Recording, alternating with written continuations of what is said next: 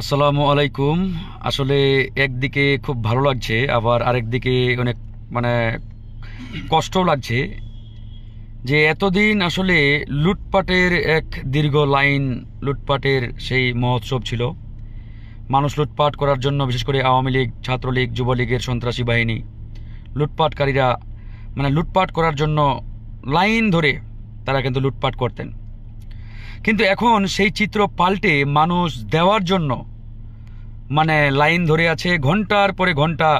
শুধু একটা দুইটা নয়, হাজার হাজার গাড়ি লাইন দিয়ে দাঁড়িয়ে আছে, যাচ্ছে মানুষকে দেওয়ার জন্য।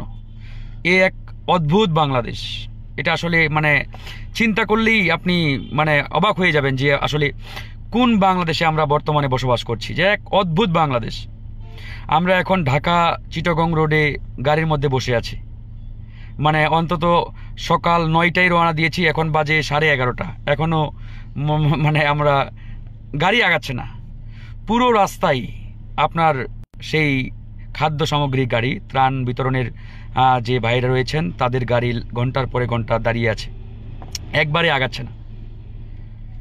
তো এই যে এক অদ্ভুত বাংলাদেশ আমরা দেশ ও জাতিকে উপহার দিয়েছি, এই বাংলাদেশের কথা বা এরকম একটি বাংলাদেশ আমরা পাবো, এটা কেউ আমরা চিন্তাও করি নাই, কল্পনাও করি নাই যে এরকম একটা বাংলাদেশ আমরা পাবো। কিন্তু আলহামদুলিল্লাহ, আল্লাহর অশেষ রহমতে আমরা এরকম একটা বাংলাদেশ পেয়েছি।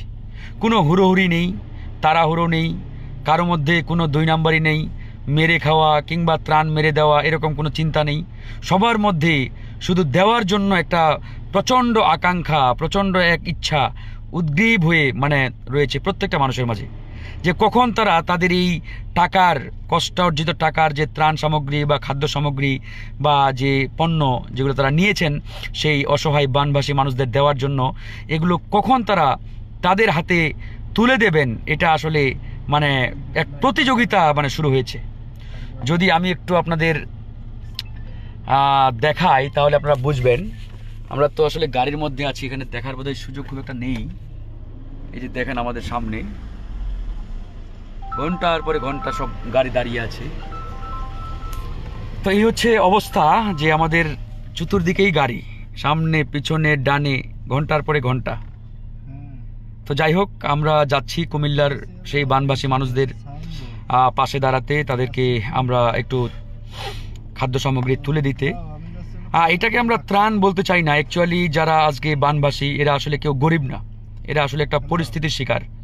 আমি মনে করি প্রত্যেকেই সম্ভ্রান্ত, প্রত্যেকেই সচ্ছল পরিবারের সদস্য, প্রত্যেকেই সচ্ছল, কিন্তু হঠাৎ করে এরকম একটা দুর্যোগ নেমে আসার কারণে মানুষ আজকে অসহায় হয়ে পড়েছে।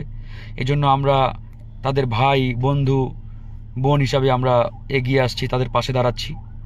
তো এইটাকে আমরা ওই ত্রাণ কিংবা এইরকম ইয়া করলে তাদের যে ডিগনিটি, হিউম্যানিটি, এটা আসলে নষ্ট হয়। এই জন্য আমরা এটাকে ত্রাণ বলতে চাই না, আমরা বলতে চাই তাদের ভাই, বন্ধু, সহযোদ্ধা হিসাবে আমরা তাদের পাশে দাঁড়াচ্ছি, তাদেরকে আমরা ধরেন যে তাদের পাশে দাঁড়াচ্ছি, এতটুকুই আমাদের বলা।